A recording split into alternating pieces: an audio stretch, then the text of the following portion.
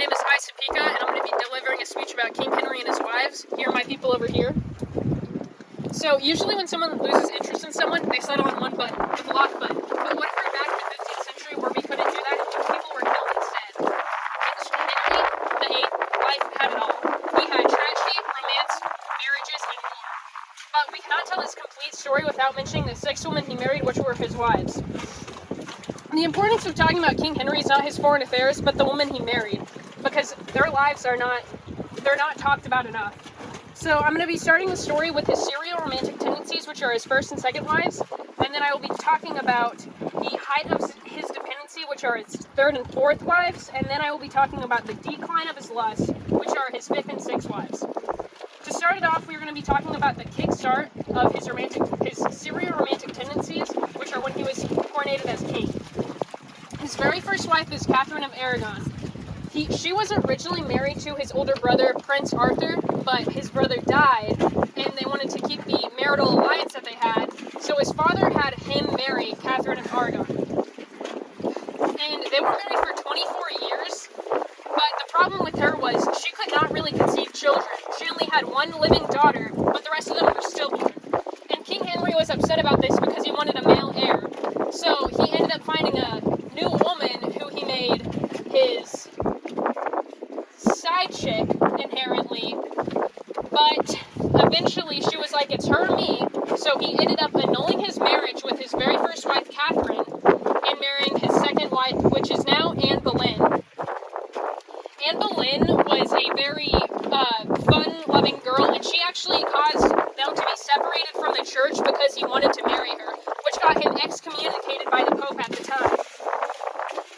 Though their marriage was very unhealthy because Henry was still having affairs with other women, to the point where Anne Boleyn was said to have affairs as well, but he did not like that, so she was beheaded.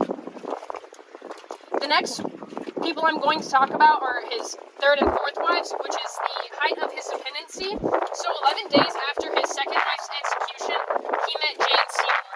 They got engaged almost immediately, and then they were wed. But the thing about Jane Seymour, she did not last long because she had gotten pregnant, but she died only a few days after her birth, around 2 weeks.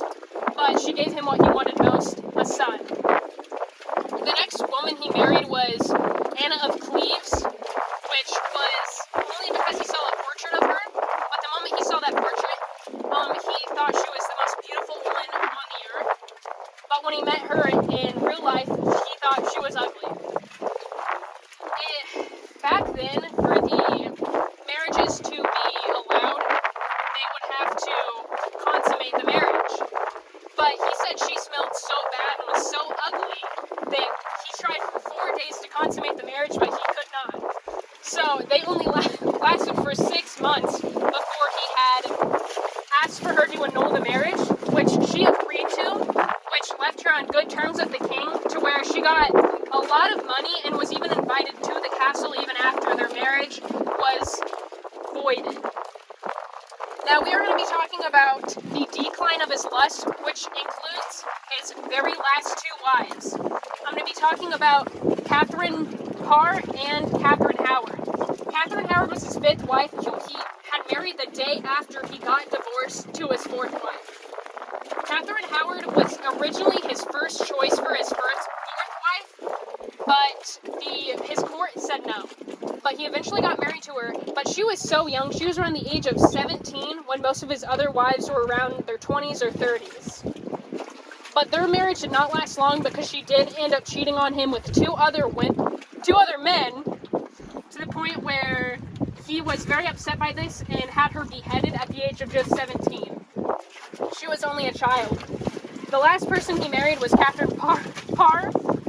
She was around 25 to in her 20s, and they had gotten married because she was very close with one of his daughters, and she was one of the best wives for him because she actually had made him become more close with his family, because I'm going to be honest, he was not a good father to his daughters because he did not want women running and sitting on the throne. So she had helped develop a healthy relationship with them. Though he did not last long after he married her. He ended up dying from being overweight and diseases.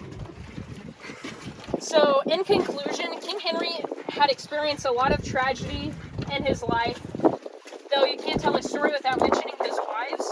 So what I talked about was the kickstart of his romantic tendencies, the height of his dependency, and then the decline in his lust.